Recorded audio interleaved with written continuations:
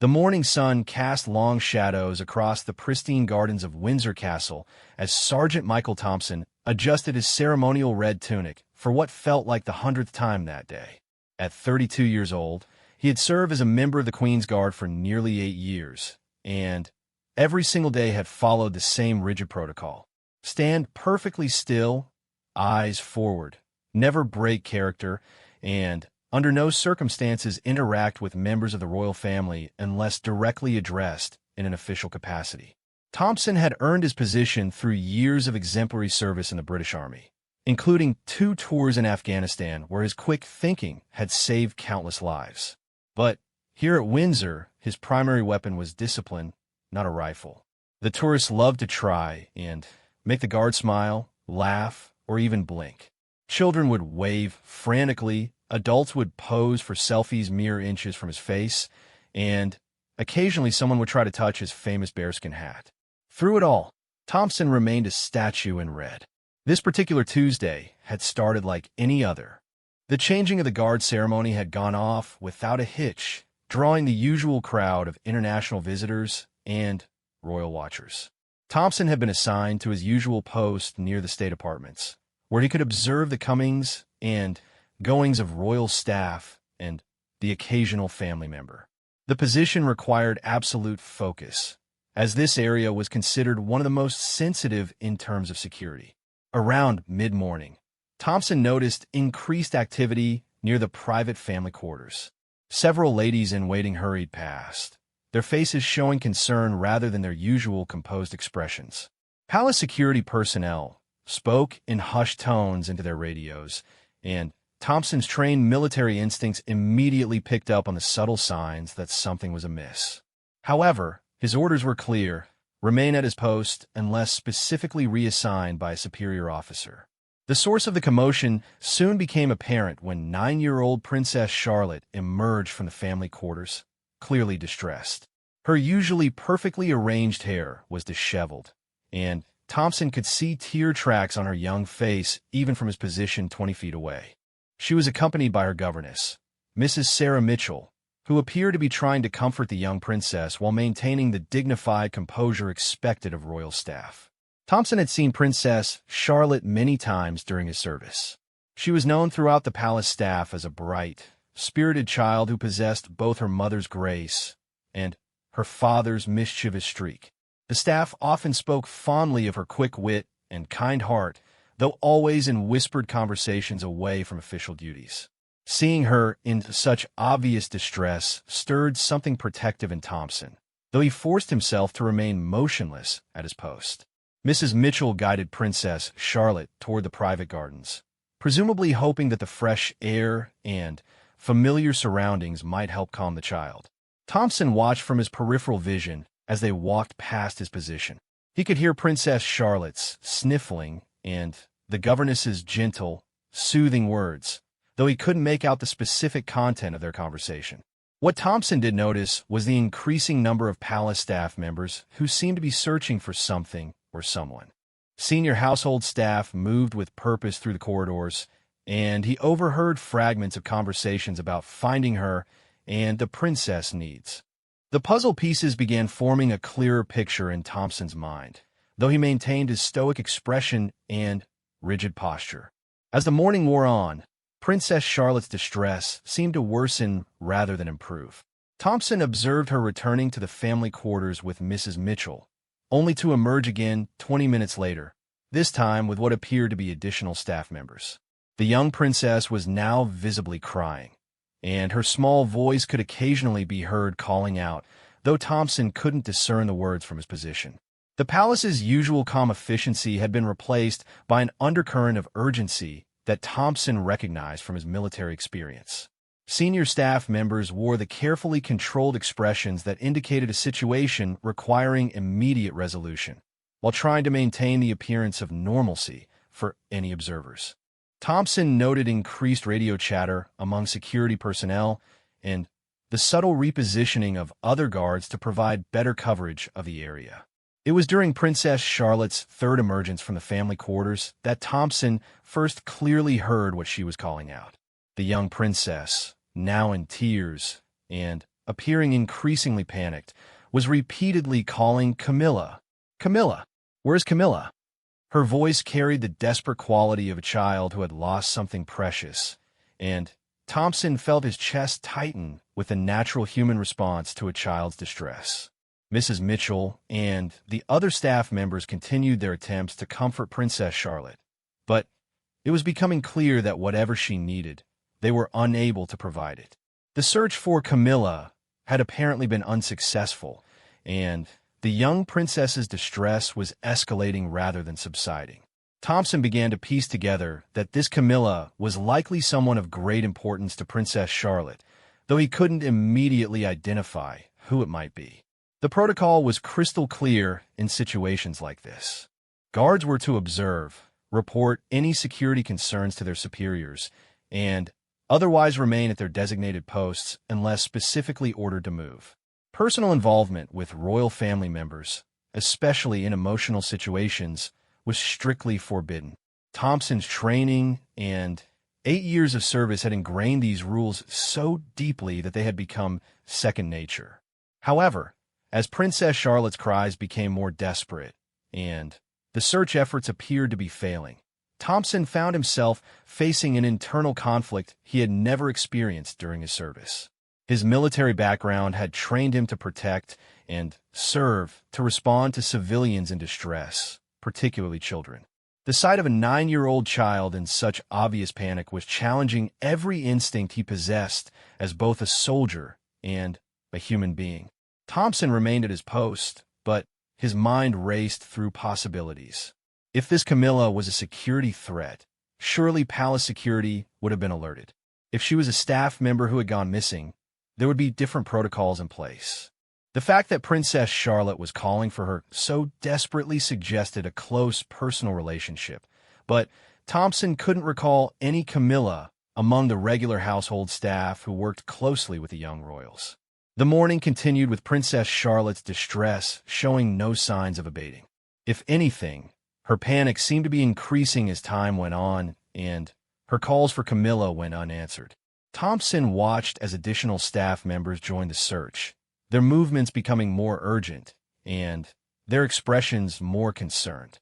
The usual peaceful atmosphere of the palace had been replaced by an undercurrent of tension that even the tourists beginning to gather for the afternoon activities could sense. As Thompson maintained his rigid posture and forward gaze, he found his military-trained awareness cataloging every detail of the unfolding situation. The number of staff involved in the search, the increasing radio chatter among security personnel, the way senior household staff kept glancing toward Princess Charlotte with barely concealed concern.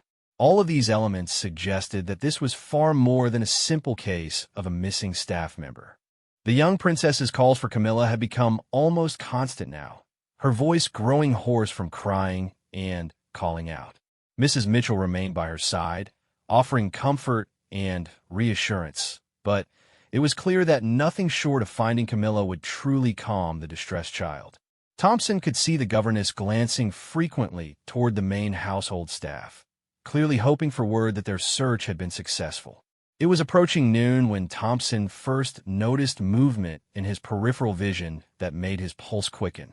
Princess Charlotte had broken away from Mrs. Mitchell and was running directly toward the area where Thompson stood at his post.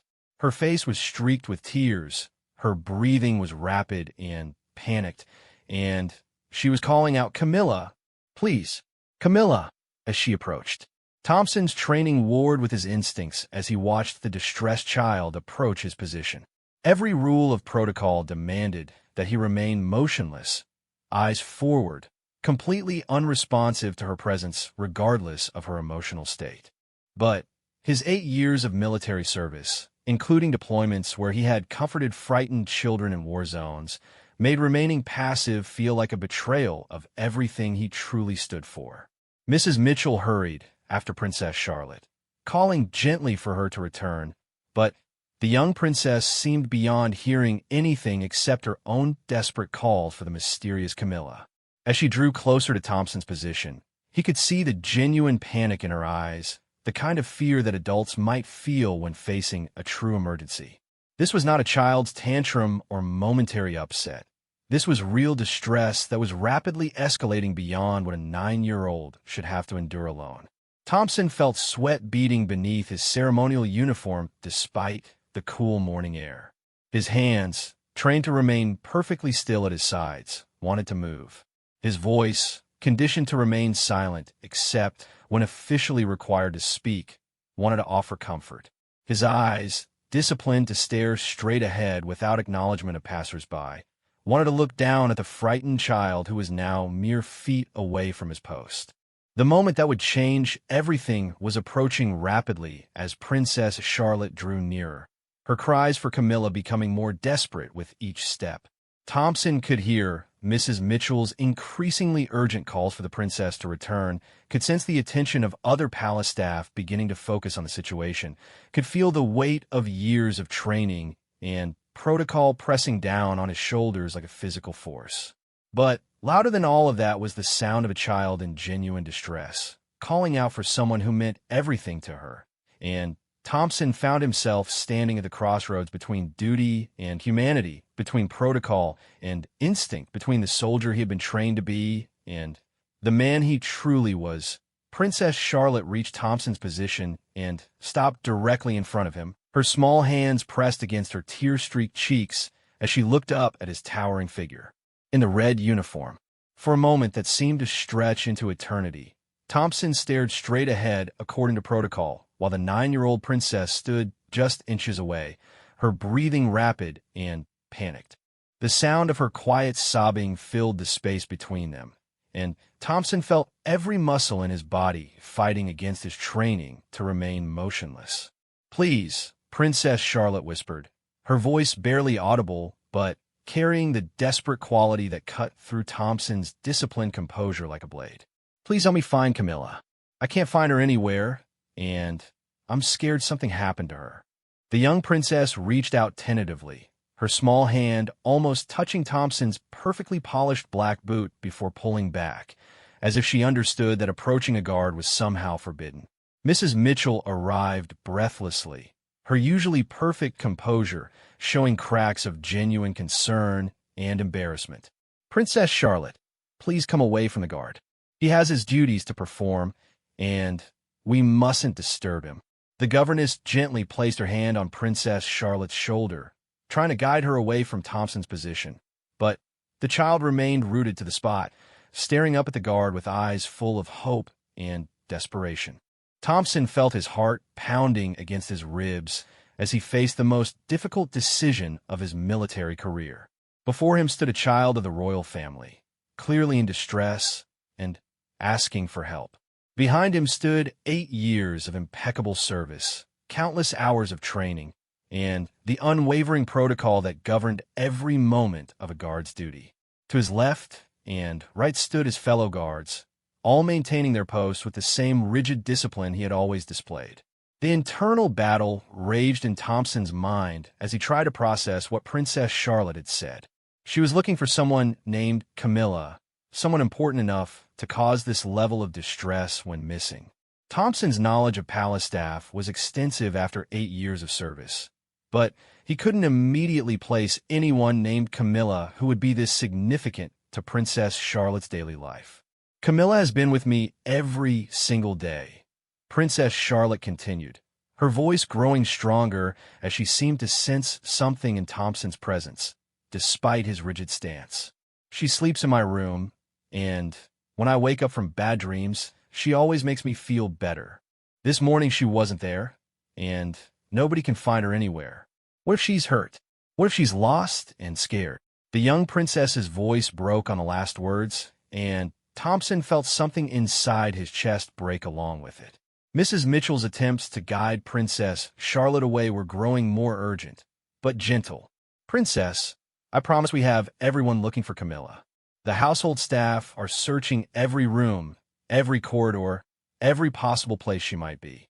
But disturbing the guard won't help us find her any faster." Despite her words, Thompson could hear the worry in the governess's voice, suggesting that the search efforts had so far been unsuccessful. The pieces of the puzzle suddenly clicked into place in Thompson's mind. Camilla wasn't a person at all. She was Princess Charlotte's beloved pet. Thompson had occasionally glimpsed a small dog during his service, usually carried by staff members or walking on a leash through the private gardens. The realization made Princess Charlotte's distress even more understandable and, somehow, more heartbreaking. To a 9-year-old child, a cherished pet wasn't just an animal. It was a best friend, a source of comfort, a family member. Thompson's military experience had taught him to quickly assess situations and make rapid decisions under pressure. His current assessment was clear: a child was in genuine distress, a beloved pet was missing and potentially in danger, and the current search efforts were proving inadequate. Every instinct he possessed as both a soldier and a human being was screaming at him to act, to help, to do something other than stand motionless while a child suffered.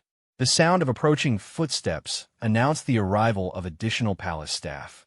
Thompson recognized the measured pace of household security personnel and what sounded like senior household management. The situation was clearly escalating beyond a simple missing pet, and Thompson realized that Princess Charlotte's distress was beginning to affect the entire daily operation of the palace. "Princess Charlotte, you really must come with us now," came a new voice that Thompson recognized as belonging to Mrs. Adelaide Whitmore, the palace's head of household staff. Mrs. Whitmore was known for her absolute competence and her ability to manage any domestic crisis with calm efficiency. However, even her usually unflappable voice carried notes of concern and urgency that Thompson had never heard before. Thompson felt Princess Charlotte's small hand suddenly grasp the edge of his red tunic, her fingers clutching the fabric as if it were a lifeline. "I won't leave without Camilla," she declared with the stubborn determination that Thompson had observed in her royal relatives during various ceremonies. "She needs me, and I need her. She's probably scared and calling for me, just like I'm calling for her." The physical contact between Princess Charlotte and Thompson's uniform represented a complete breach of protocol that, under normal circumstances, would result in immediate disciplinary action. Guards were never to be touched by members of the royal family except in the most extraordinary circumstances, and certainly never during routine duties. Thompson felt the weight of this transgression settling on his shoulders, even as he remained motionless. Mrs. Whitmore's voice took on a more authoritative tone as she addressed Princess Charlotte directly. "Princess, His Royal Highness the Prince of Wales has been notified of the situation, and additional staff have been assigned to locate Camilla. However, standing here will not expedite the search, and you're causing a disruption to the palace's daily operations." Thompson could sense the growing tension among the assembled staff members. What had begun as a search for a missing pet was now becoming a situation involving protocol breaches, disrupted schedules, and a member of the royal family who was refusing to cooperate with household authority. The longer Princess Charlotte remained at his post, the more complex and serious the situation would become. "I don't care about operations," Princess Charlotte suddenly exclaimed, her voice rising with the passionate intensity that only children can achieve. "Camilla is my best friend. She was a present from Granny when I was feeling sad, and she's the most important thing in the whole world. If something happens to her, because everyone is worried about stupid rules instead of finding her, I'll never forgive any of you." The young princess's emotional outburst seemed to resonate through the assembled group of staff members. Thompson could hear the sharp intake of breath from Mrs. Mitchell, the shifting of feet among the security personnel, and what sounded like whispered consultations among the household staff. Princess Charlotte's reference to Granny clearly indicated that the pet had been a gift from the late queen, adding another layer of significance to the situation. Thompson's mind raced through his options as he continued to maintain his rigid posture.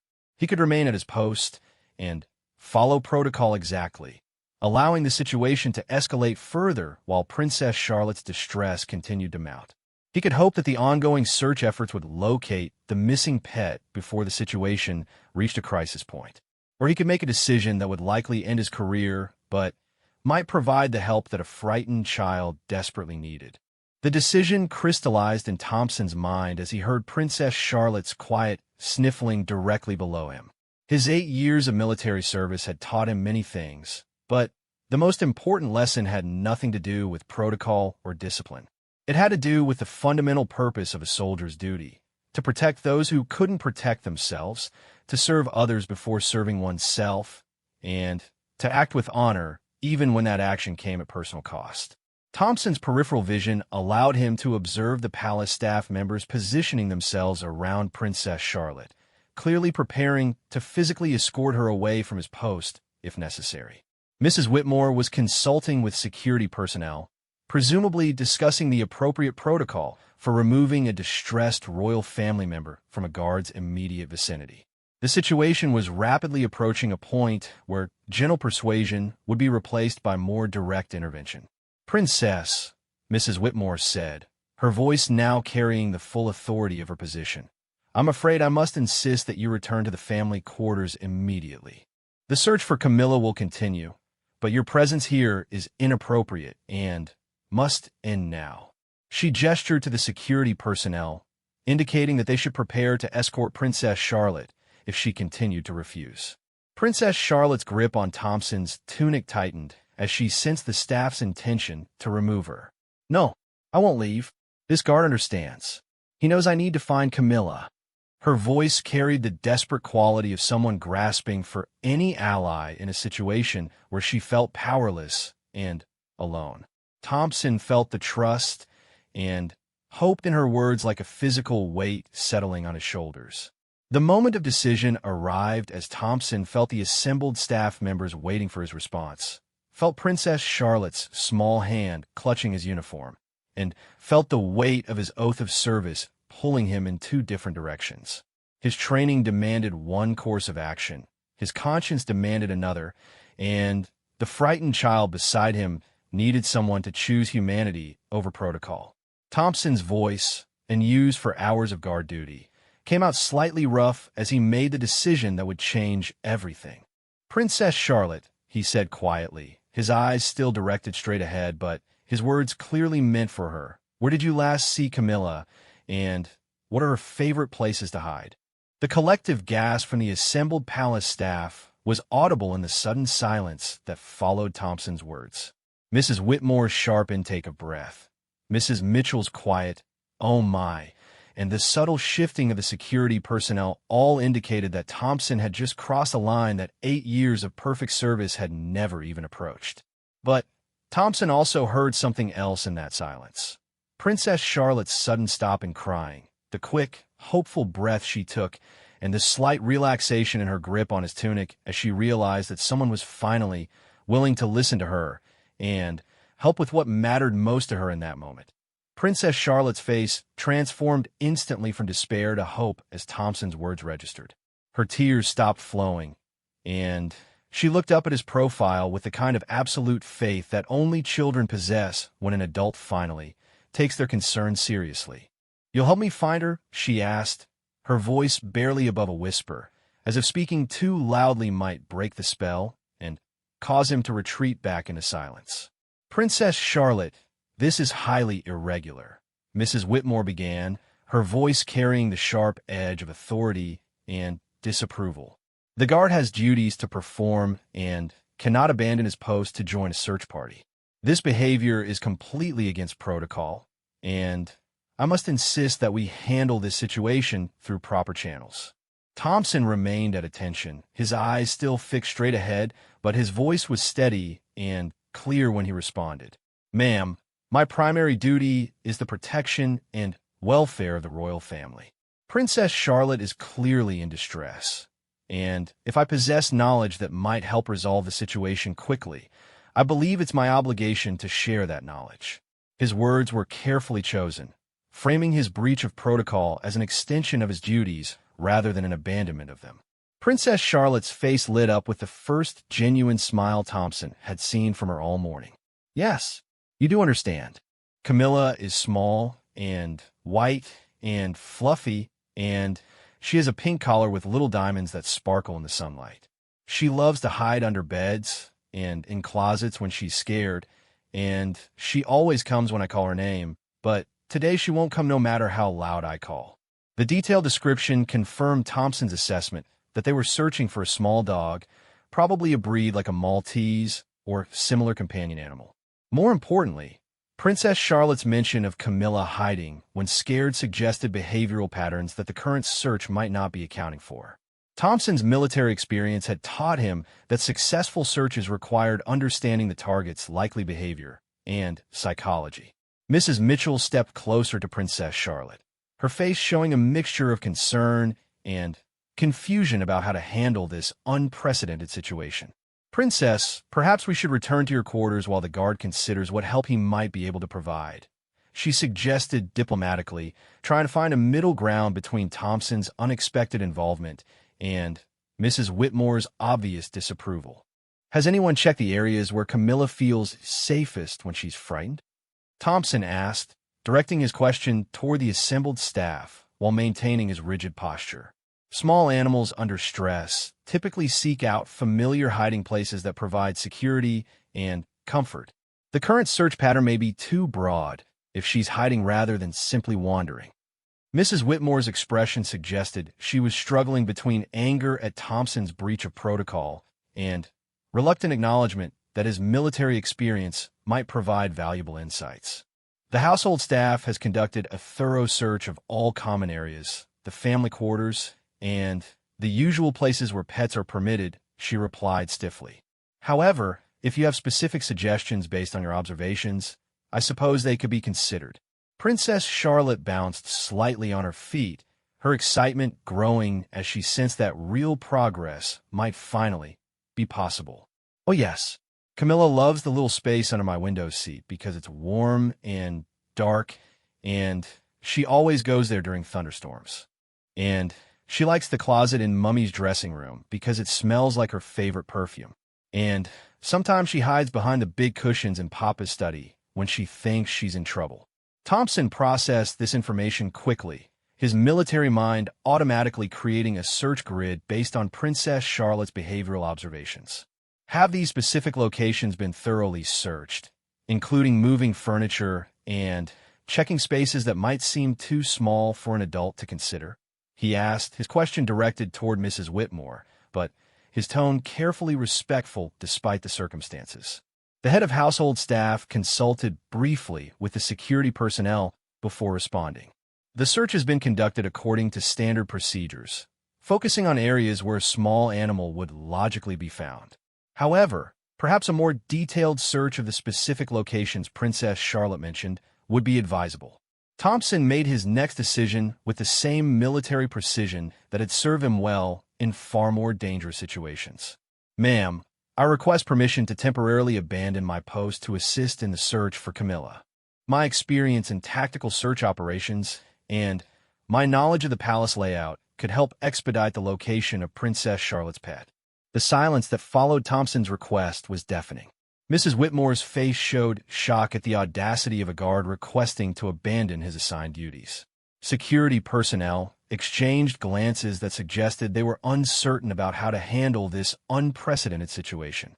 Mrs. Mitchell looked between Thompson and Princess Charlotte with an expression that suggested she understood the human element driving his request, but couldn't ignore the massive protocol breach it represented.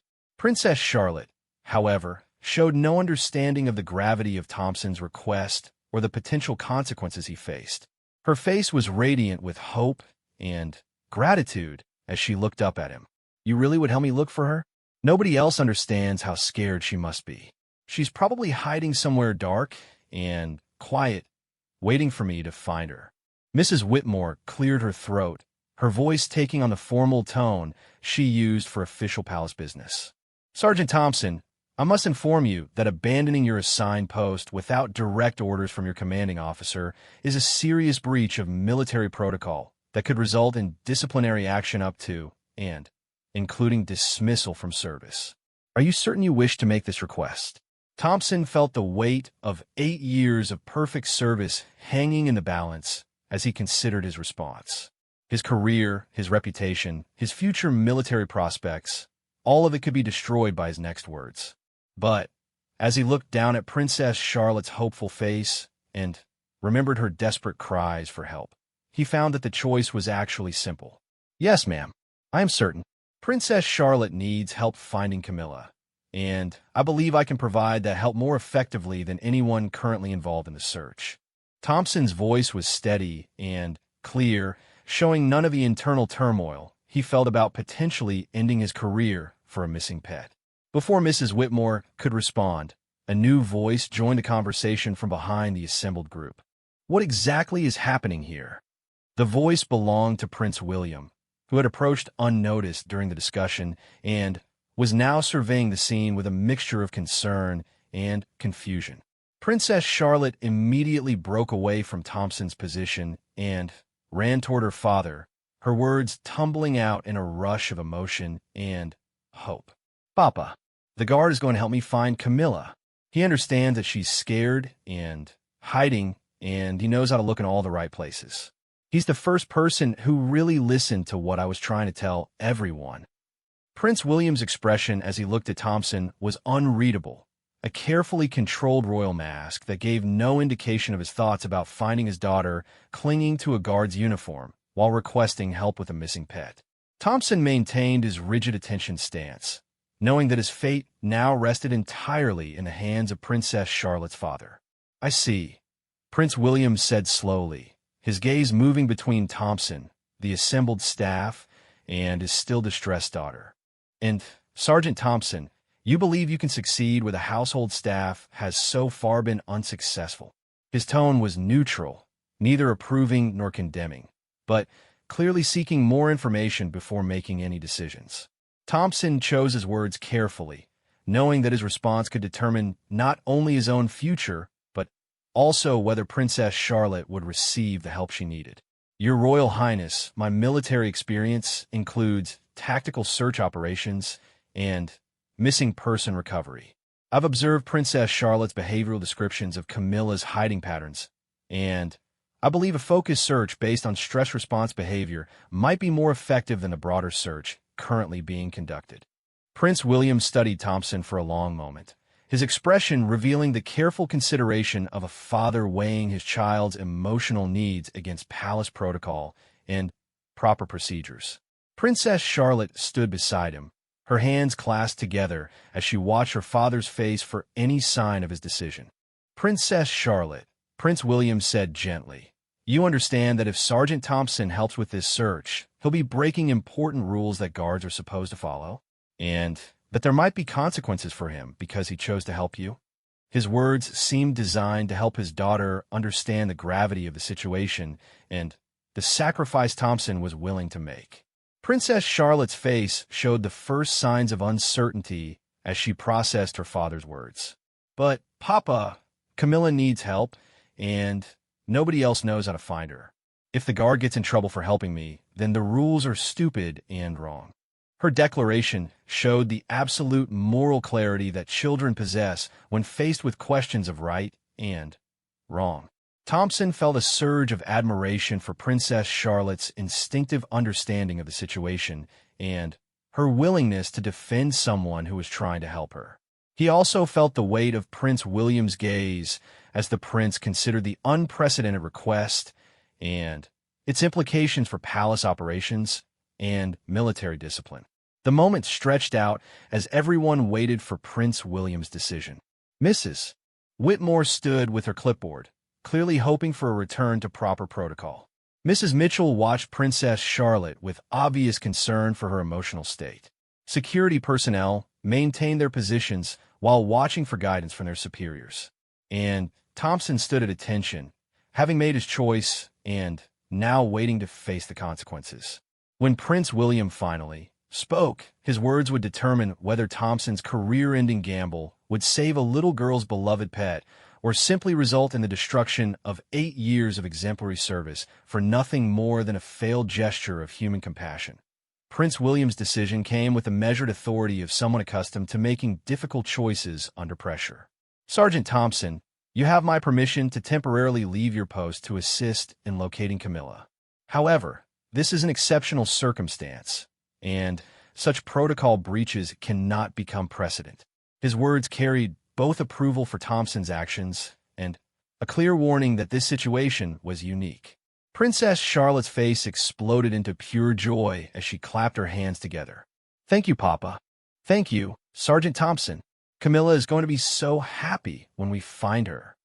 Her excitement was infectious, and even Mrs. Whitmore's stern expression seemed to soften slightly as she witnessed the young princess's transformation from despair to hope. Thompson finally allowed himself to move, stepping down from his ceremonial position for the first time in hours. The simple act of moving felt strange after maintaining rigid attention for so long, but his military training quickly adjusted to the new mission parameters.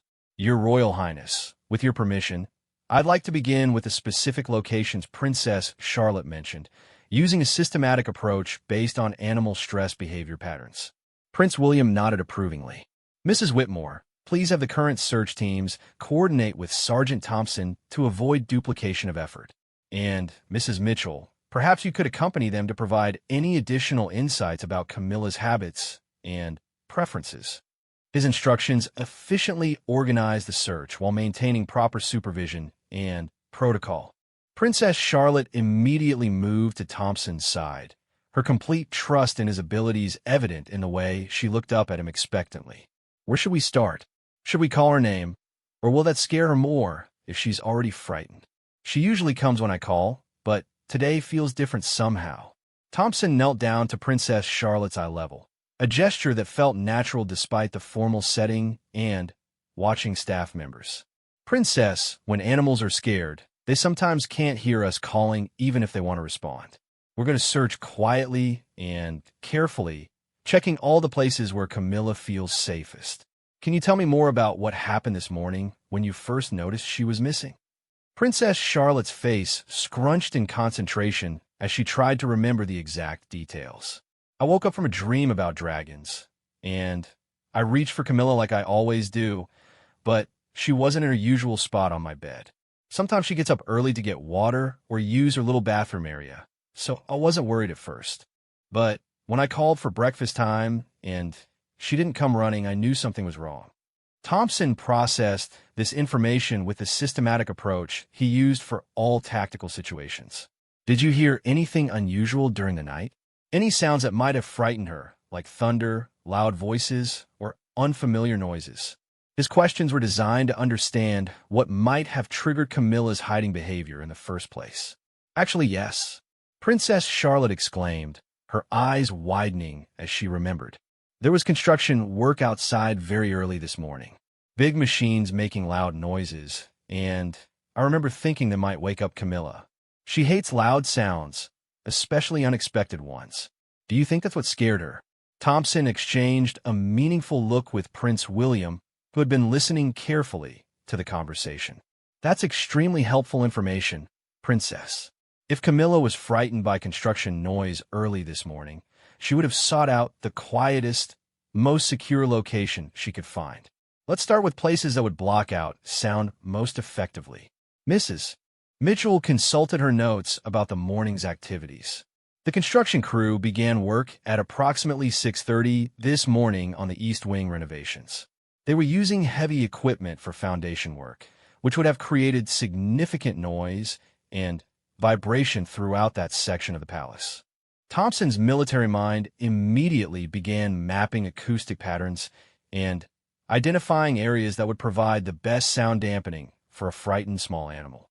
Princess Charlotte, thinking about Camilla's favorite hiding spots, which ones are furthest from the East Wing and would feel the most secure during loud noises? Princess Charlotte thought carefully, her face showing the serious consideration she was giving to the question. The music room closet. It has thick walls because of the piano, and it's on the opposite side of the palace from where they're working. Camilla discovered it last month when the orchestra was practicing, and she always goes there when there's too much noise. The group moved efficiently toward the music room, with Thompson taking point and Princess Charlotte staying close beside him. Mrs. Whitmore and Mrs. Mitchell followed, along with two security personnel who maintained their professional vigilance while allowing the search to proceed. Prince William walked slightly behind, observing but allowing Thompson to lead the operation. As they approached the music room, Thompson raised his hand for silence and motioned for everyone to stop. Princess, I want you to call Camilla's name very softly just once. If she's hiding nearby, your voice will be more reassuring to her than anyone else's. But if she doesn't respond, we'll search without making any more noise." Princess Charlotte nodded seriously and cupped her hands around her mouth to direct her voice. "Camilla," she called softly, her tone gentle and loving. "It's me, Charlotte. The scary noises are gone, and I'm here to take you somewhere safe." Her voice carried through the music room with perfect clarity, but there was no immediate response. Thompson approached the closet door with the careful movements he had used during military operations where stealth was essential. He slowly opened the door, allowing natural light to gradually illuminate the interior rather than flooding the space with sudden brightness. The closet was filled with musical instruments, sheet music stands, and heavy curtains used for acoustic control. "There," Princess Charlotte whispered, pointing toward the back corner of the closet. "Behind the cello case. I can see white fur." Thompson carefully moved the cello case aside, revealing a small white dog curled into the tightest ball possible, trembling slightly, but alive and unhurt. Camilla's eyes were wide with stress, but she remained motionless, clearly too frightened to move despite hearing Princess Charlotte's voice. "Camilla, sweet girl, you're safe now," Princess Charlotte said softly, slowly extending her hand toward the frightened pet. "The loud monsters are gone, and I'm here to take you back to our room where it's quiet and warm." Her voice was patient and soothing, showing an intuitive understanding of how to approach a traumatized animal. Camilla's tail gave a tentative wag as she recognized Princess Charlotte's voice and scent, but she remained huddled in her hiding spot. Thompson carefully positioned himself to block any escape routes while giving the dog space to approach voluntarily. "Princess, try sitting down and letting her come to you. Don't reach for her yet. Just let her remember that you're safe." Princess Charlotte immediately sat cross-legged on the closet floor, making herself as small and non-threatening as possible. She continued speaking in soft, reassuring tones, telling Camilla about all the things they would do together once they were back in her room. Slowly, gradually, the little dog began to uncurl from her tight ball and inch toward Princess Charlotte. When Camilla finally reached Princess Charlotte and climbed in her lap, the relief and joy on the young princess's face was radiant. She gathered the small dog gently in her arms, murmuring reassurances and apologies for taking so long to find her. Camilla buried her head against Princess Charlotte's chest, her whole body relaxing for the first time since the morning's construction noise had sent her into hiding. "You found her," Princess Charlotte exclaimed, looking up at Thompson with absolute adoration. "You knew exactly where she would be, and you helped me get her back. Thank you so much, Sergeant Thompson. You're the best guard in the whole palace, and Camilla thinks so too." Thompson felt a warmth in his chest that had nothing to do with his heavy uniform as he watched the reunion between Princess Charlotte and her beloved pet. The successful conclusion of their search validated not only his tactical approach, but also his decision to break protocol in service of something more important than rules and regulations. Prince William stepped forward, his expression showing both relief at the successful outcome and approval of Thompson's actions. "Well done, Sergeant Thompson. Your approach was both professional and effective, and my daughter is clearly grateful for your assistance." His words carried the weight of official commendation from a senior member of the royal family.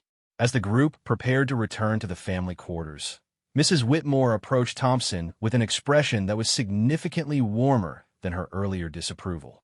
"Sergeant Thompson, I must acknowledge that your unorthodox methods achieved results where conventional approaches had failed. While I cannot officially approve of protocol breaches, I can appreciate effectiveness when I see it." Thompson resumed his formal military bearing as the immediate crisis concluded, but the experience had changed something fundamental in his understanding of his role. "Thank you, ma'am. I'm grateful that Princess Charlotte and Camilla are safely reunited." His words were formally appropriate, but the satisfaction in his voice was evident to everyone present. Princess Charlotte insisted on carrying Camilla personally back to her quarters, chattering happily about all the treats and comfort measures they would implement to help Camilla recover from her frightening experience. The transformation from the desperate, crying child of the morning to the joyful princess walking beside Thompson was remarkable to witness. As they reached the family quarters, Prince William pulled Thompson aside for a private word. "Sergeant Thompson, what you did today went well beyond your assigned duties, and it required considerable personal risk.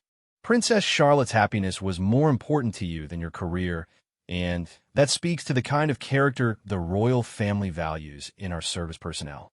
Thompson stood at attention as he responded, but his words came from the heart rather than from military protocol.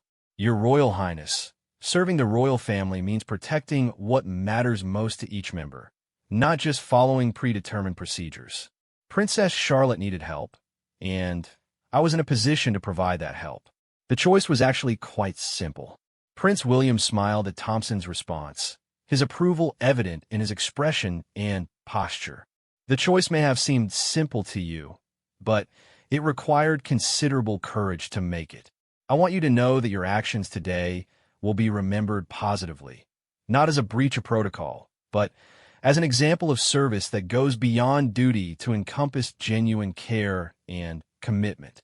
As Thompson prepared to return to his assigned duties, Princess Charlotte ran back to where he stood with her father. With Camilla secure in her arms, she looked up at Thompson with the same absolute trust and gratitude she had shown throughout their search. "Sergeant Thompson, will you still be here tomorrow? I want to bring Camilla to see you so she can thank you properly for finding her." Thompson's formal military bearings softened slightly as he looked down at Princess Charlotte and the small white dog she held so carefully. "I'll be here, Princess Charlotte, and I'll be watching to make sure both you and Camilla stay safe and happy." His promise was both a professional commitment and a personal pledge that went far beyond the requirements of his position. As Thompson returned to his duties that afternoon, he carried with him the memory of Princess Charlotte's joy, the satisfaction of a successful mission, and the knowledge that sometimes the most important service comes not from following rules perfectly, but from knowing when to break them for something more important than protocol. His decision to help a frightened child find her beloved pet had risked everything he had worked for, but it had also revealed the true meaning of service, protection, and honor.